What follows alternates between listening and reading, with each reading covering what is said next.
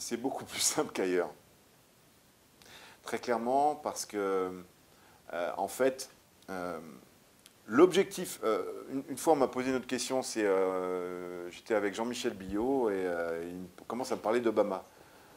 Qu'est-ce qu'on dit d'Obama dans la vallée? Rien, tout le monde s'en fout. Il n'y a qu'une seule chose qui compte, c'est le business.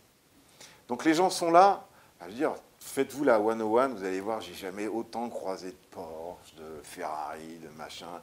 J'ai des gens qui ont 10 ans de moins que moi. Donc tout le monde n'a que cette obsession-là en tête. Et d'ailleurs, en termes de salaire, typiquement, pour parler, tu m'avais questionné sur les différences, les salaires, ils s'en foutent un peu. Alors, c'est marrant, mais les gens français, des gens d'Apple me disaient « Ouais, Google, c'est super bien, parce qu'ils ont une super cantine. Putain, la bouffe, ça compte. » Et pour eux, les mecs, la bouffe, c'est important. Eh, mais tu vas chez Google... tout le monde m'a dit que j'avais maigri. Chez Google. Ouais, non, mais je suis allé bouffer chez Google. Et des fois, tu as des huîtres. Une anecdote, j'avais amené un groupe. Un des gars du groupe ne savait pas. Il s'est pris une douzaine, c'est 3 personnes. Et ils en étaient pris 12. Tout le monde regardait bizarrement. Personne ne comprenait. Que je ne m'égare pas. Sur la question. Donc, tout le monde est vraiment focus là-dessus. Et clairement, il y a beaucoup de gens avec plein d'argent qui ne sont pas comme ici à se cacher parce qu'en France, c'est pas bien d'être riche. Comment vous êtes riche? Et c'est pas un métier, je veux dire, c'est pas un métier d'être riche. Là-bas, c'est un métier d'être riche un peu parce que c'est assez facile pour des gens talentueux, bien introduits, d'arriver à se retrouver autour d'une table avec des gens qui potentiellement peuvent vous faire des chèques, mais tout de suite. Donc, pour vos enfants prochains, faites-leur faire Stanford. Je peux vous dire qu'ils auront beaucoup plus de chance. Typiquement, j'ai entendu un entrepreneur français récemment qui m'expliquait que il a embauché le CEO qu'il fallait et il a réussi à faire son tour de table, quoi. Voilà. Bon, c'était pas forcément business angel, mais le problème, c'est que les gens qui sont à Stanford se retrouvent chez les VC ou en entreprise. C'est un métier, en fait. Donc, il y a beaucoup d'argent en jeu, beaucoup de gens qui ont des... Alors maintenant, ils font un peu plus attention parce qu'on leur a un peu... il y a des belles histoires dans la vallée, des sociétés comme Looped, bref, des sociétés ça va très très vite.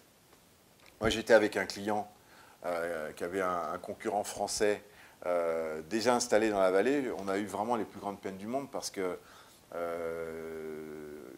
beaucoup de gens avaient été baratinés sur le business model et nous, on arrivait avec le même type de produit et très dur, très très dur. Le problème, c'est que, en fait, c'est un peu encore une question de... Donc, pour lever de l'argent, moi, je me fais aucun souci.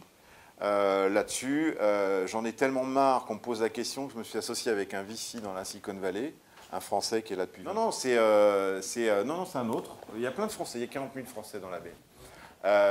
Pour faire un diagnostic, pour dire vraiment, véritablement, on peut ou pas. Typiquement, à une certaine époque, les grands ratios, c'était en VC, c'est pas d'investissement à moins de 3 millions de dollars.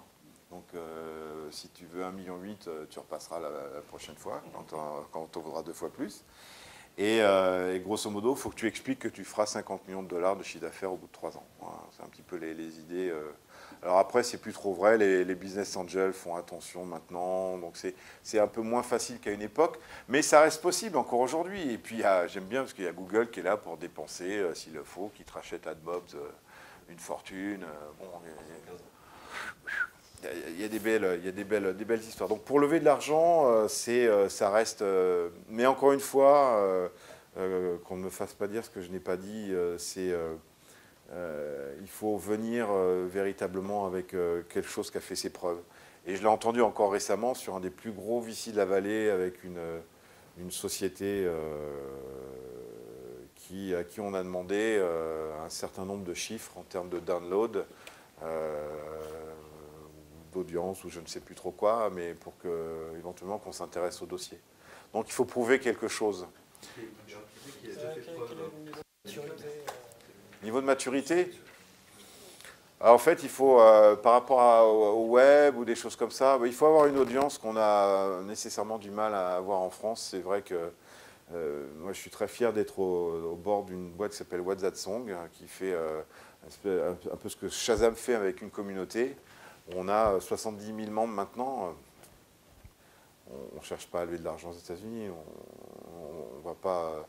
J'avais un peu d'intérêt en France, mais aux États-Unis, clairement, si c'est une application à downloader, c'est pas en millions, mais presque. Il faut avoir vraiment des grosses tractions de chiffres qu'on n'a pas facilement en Europe, et en France en tout cas. Après, c'est plus une question de chiffre d'affaires aussi, hein, quelque chose qui a fait ses preuves dans un milieu pertinent, ça a ses chances. Il n'y a pas de... Mais ce qui est vraiment important aujourd'hui, c'est d'arriver à trouver toutes les vocations, quelles qu'elles soient, qu'elles exercent véritablement dans la première question, quand vous vous présentez, quand vous pitchez, parce que c'est quand même, il y aura du pitch, et ça là-dessus, c'est vraiment... moi, je me régale. Hein. Le nombre de pitch que je vois, c'est... Tu réponds à quelle question?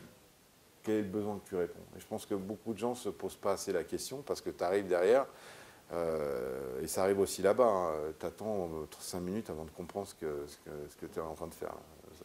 Qu'on n'oublie jamais ça. Je veux dire, pour moi, la technologie, bien sûr, on est passionné, on se fait plaisir, on fait du Web 2, je tweet, j'ai des copains sur Facebook. Bon, la finalité, qu'est-ce qu'on fait, quoi? Clairement, quand tu te présentes à un investisseur, alors ils ne sont pas comme ici, ils sont spécialisés. Typiquement, comment ça se passe en fait? J'ai un entrepreneur canadien que je suis très près, qui est venu s'installer à Paris. Comment il fonctionne en fait? Il met en place son produit et il sait quels investisseurs il veut voir. Et en fait, il met en place une roadmap où il va se débrouiller pour rencontrer les investisseurs ou s'assurer que les investisseurs viennent le voir, viennent lui demander. Donc il faut cibler les investisseurs que tu souhaites rencontrer tu vas les séduire parce que tu viens t'installer aux États-Unis. Parce que tu es déjà installé ou tu n'intéresseras personne si tu n'as pas une présence locale, que tu n'expliques pas et tu ne démontres pas, les yeux dans les yeux, que tu viendras avec femme et bagages pour t'installer dans la Silicon Valley. Jamais. Et forcément, la Silicon Valley, c'est une... je reprends ce terme que Benoît Bergeret a cité dans le reportage de Plein Écran, c'est une caisse de résonance pour le marché américain. Là, je discutais avec une boîte qui vient de s'installer. Le gars, il est pas le social, les soirées, networking, machin, c'est pas son truc, ça le gonfle. Il est ici pour bosser avec sa femme, ses enfants. Je lui dis, je suis désolé, mais bon, tu viens te lancer ici, tu as des boîtes techno autour de toi, mais tu veux atteindre le marché américain, profites-en, quoi.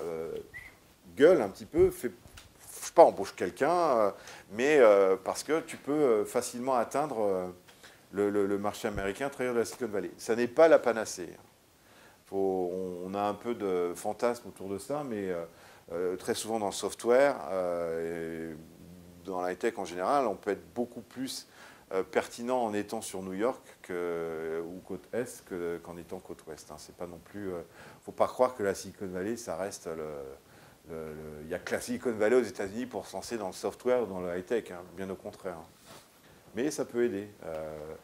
David Marcus, qui développe Zong, une boîte à l'origine européenne, qui permet de faire du paiement sur ton téléphone portable, bon, il s'est installé là-bas et il se retrouve à s'éloigner un peu des clients qu'il avait habituellement, ou il se rapproche des clients qu'il voulait pour aller notamment pas mal permettre de faire des paiements sur Facebook, des choses comme ça. Donc,